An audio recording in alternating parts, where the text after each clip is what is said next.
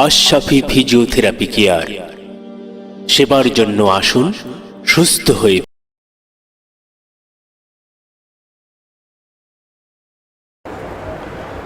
তো আমরা আলোচনা করছিলাম চেস্ট ফিজিওথেরাপি।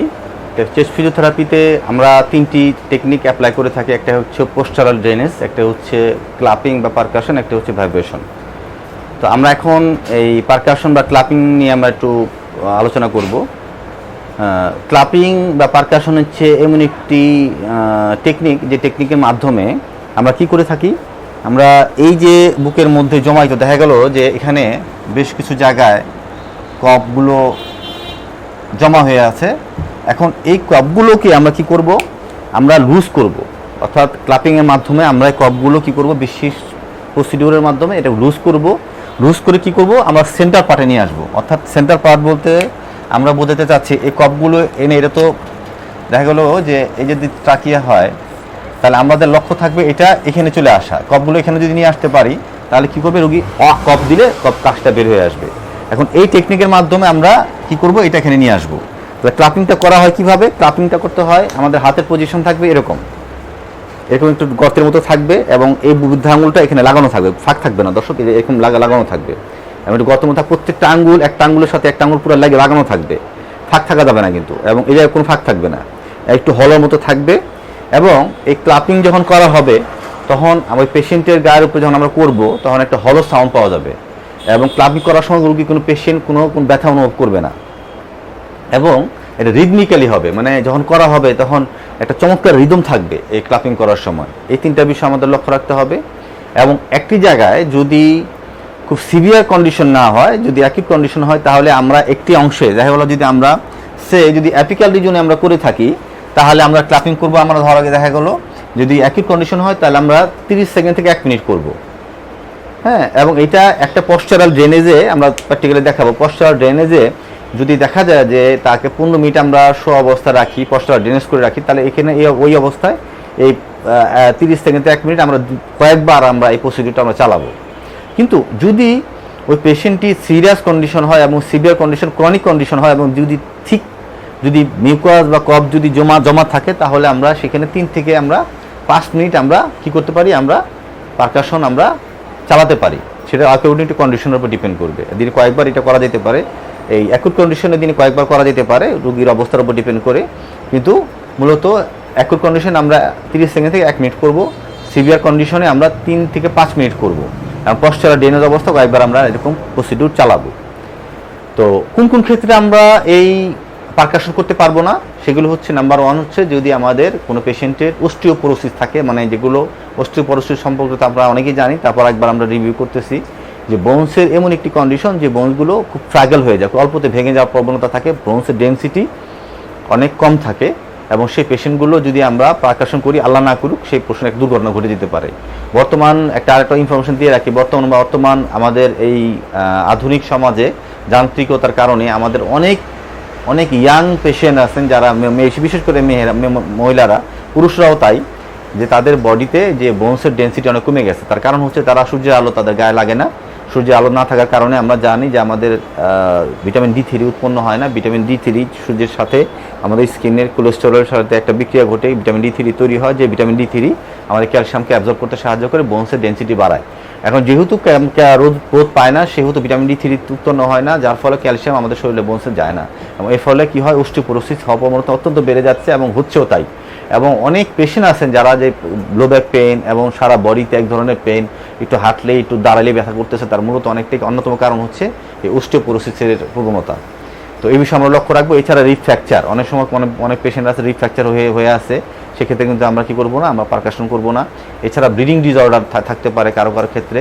ব্লিডিং ডিসঅর্ডার বলতে হয় দেখা গেলো যে কারো হেমোফিলিয়া, থ্যালাসেমিয়া, বিভিন্ন রকম রক্তের কণিকা জনিত রোগগুলির ক্ষেত্রে আমরা কি করবো, আমরা সাবধানের সাথে আমরা পশ্চাৎ আমরা এগুলো আমরা এই পারকাশন আমরা সাবধানের সাথে করবো, কারণ আল্লাহ না করবো এর করতে গিয়ে আর যেন হিতে বিপরীত আমাদের না হয়।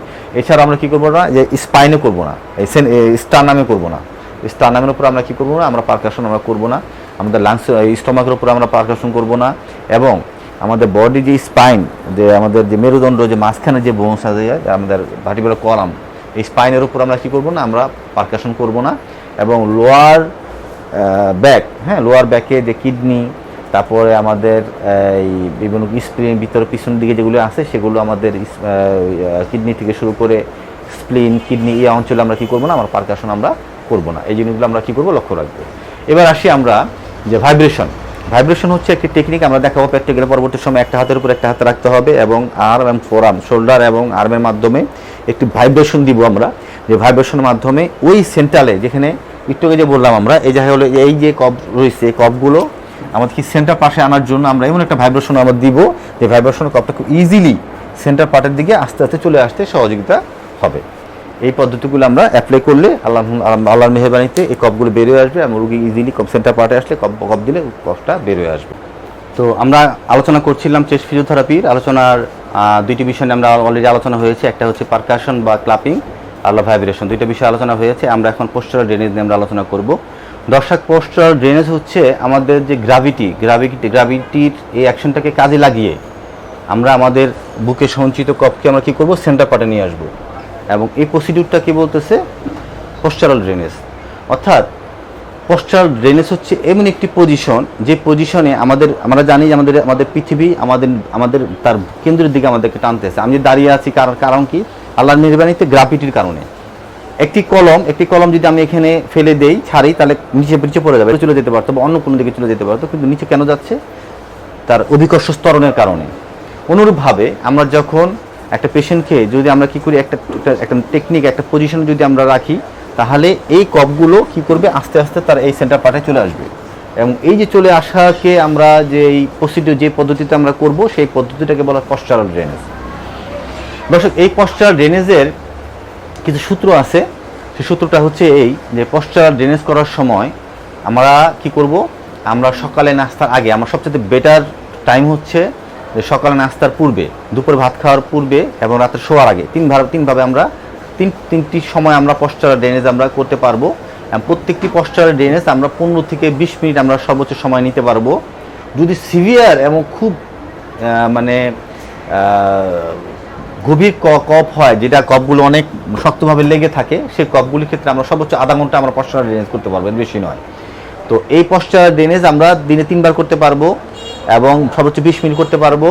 এবং পোস্টারাল ড্রেনেজ অবস্থায় কিন্তু আমাদের ক্লাপিং, পারকাশন, ভাইব্রেশন সবই চলতে পারবে, কোনো সমস্যা নাই।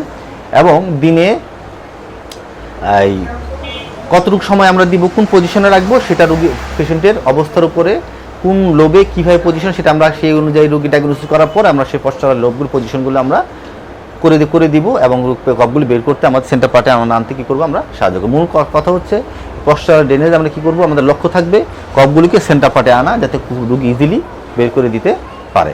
এবং কখনোই আমরা এই পোস্টারাল ড্রেনেজ খাওয়া দাওয়ার পরে করবো না। ভাত খাওয়ার পরে বা হেভি খাওয়ার 1 ঘন্টার মধ্যে আমরা কোনো পোস্টারাল ড্রেনেজ করব না। তা আমরা এখন দেখব যে পোস্টারাল ড্রেনেজ অনেকগুলো পদ্ধতিতে আমরা পোস্টারাল ড্রেনেজ আমরা লাংসের বিভিন্ন সেগমেন্টে আমরা পোস্টারাল ড্রেনেজ আমরা করে থাকি। আমরা জানি যে এখানে ব্রঙ্কো পালমোনারি সেগমেন্ট বলে একটি ব্যাপার আছে। দর্শক, আপনারা অনেকেই জানেন যে এই আমাদের এই লাংসকে আমরা ক্লিনিক্যালি বেনিফিটের জন্য আমরা লাংসকে 10টা ভাগে ভাগ করেছি। হ্যাঁ, আমরা লেফট লাংকে আমরা 10টা ভাগে ভাগ করেছি এবং রাইট লাংকে আমরা কি করতেছি, আমরা 10টা ভাগে আমরা কি করতেছি, ভাগ করেছি। এই 10টি ভাগকে আমরা বিভিন্ন পজিশনে আমরা রোগীকে আমরা পোস্টারাল ড্রেনেজের জন্য রাখি, যাতে করে কপগুলো সেন্টার পার্টে চলে আসে। তো এই পোস্টারাল ড্রেনেজ দেখার পূর্বে আমাদের আরেকটি বিষয় আমাদের লক্ষ্য রাখতে হবে, সেটা হচ্ছে যে আমাদের সারফেস মার্কিং। আমরা একটি বুকের মধ্যে আমাদের চেস্টের কোন পজিশনে, কোন জায়গায় লাংস কতটুকু এলাকা জুড়ে বিস্তৃত, সেটা আমাদের কি করতে হবে, আমাদের ক্লাপিং করার পূর্বে আমাদের দেখে নিতে হবে। আমরা এখন আমাদের সারফেস অ্যানাটমিটা আমরা দেখব।